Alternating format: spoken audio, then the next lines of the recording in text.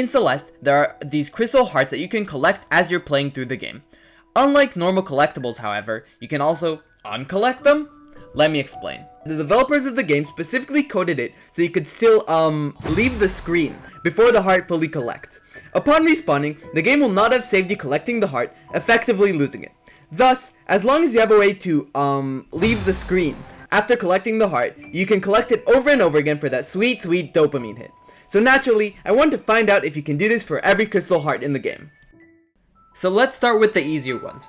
For these 11 chapters, you can simply dash through the heart and go into spikes or the void in order to lose the heart. For chapter 1A, you can downlift dash through the heart and then get a wave dash so you get enough distance to dash into the void. For chapter 8C, you can wait for the ice ceiling to be low enough before going to the heart so that the ceiling moves down into you after you collect the heart.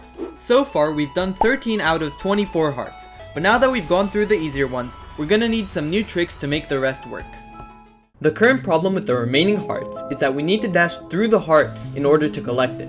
This forces us to start our dash on the far side of the heart, and so we can't reach the obstacle before the heart fully collects. But it's not like we can just collect the heart from the other side, right? Well, watch this.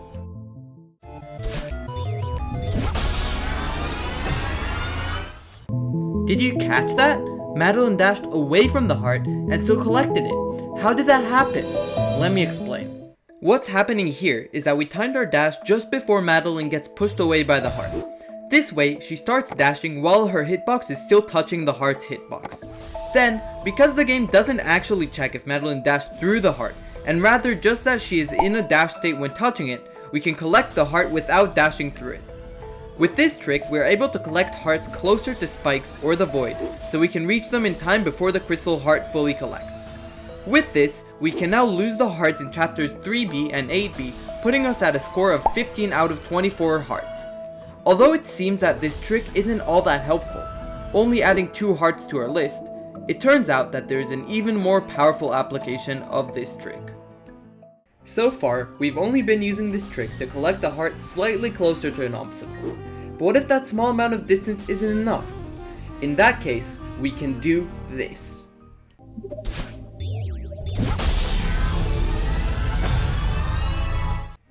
You may be wondering how I went so fast there. Well, here's how it works. If we do the same trick from earlier, but this time with a down diagonal dash, we can carry all of the speed from the heart boost into the dash. This version of the trick is called a Heart Ultra, or Hultra for short.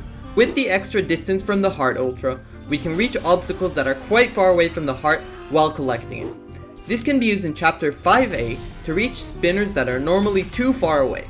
Additionally, there's a reason I've been saying that Madeline needs to leave the screen in order to be able to lose the heart.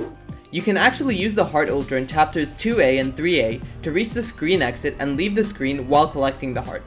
Then, once you re-enter the screen, the heart will be good as new, as if you never collected it. This puts us at a score of 18 out of 24 hearts, and the remaining hearts require some very creative solutions. To begin with, let's have a look at 5B. At first glance, it seems impossible to lose this heart, because there are no obstacles we can reach in time. Luckily, our good friend Theo is here to help.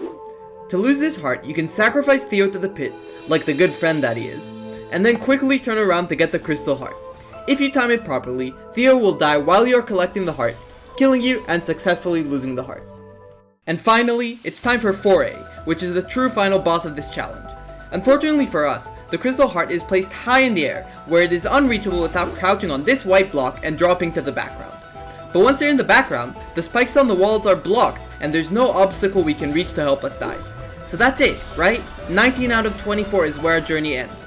Well, did you really think I'd give up this easily? By jumping and dashing up near the wall and jumping during the dash to get a wall bounce, you can get enough height to turn around and grab the wall. Then, you just need to bounce off of the heart to regain your dash and set up a Heart Ultra into the spikes. And just like that, we managed to add another heart to our list, right? Well, let's take a look at that again. Wait, stop! How does Madeline jump off of the air here? Well, what's happening here is that in Celeste, there's a certain amount of leniency for jumping off of a wall during a dash. You don't actually have to be touching the wall in order to jump off of it. You just have to be within a few pixels of it. And these few pixels are just what we need to make this possible. With these 2 hearts added to our list, our score becomes 20 out of 24. but unfortunately, this is where our luck runs out. No matter what I tried, I wasn't able to lose the remaining 4 hearts, and here's why. The rooms with the hearts in chapters 2B, 8A, and 6A have no obstacles. Additionally, the exit to the room in 8A is too far away, and in 2B it is blocked off, so we can't just leave the room.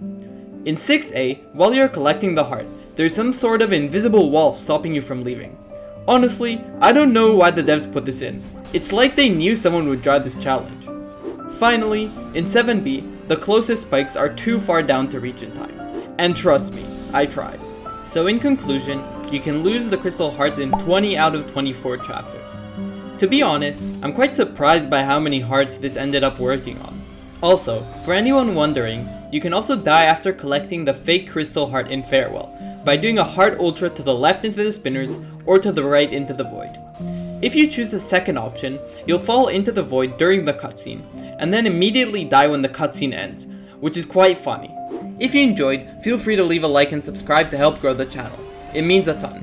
If you want to see me get the crystal heart in 7B from the start of the chapter, without dying once, you can check out the video on the right for that. Other than that, I'll see you next time. Bye!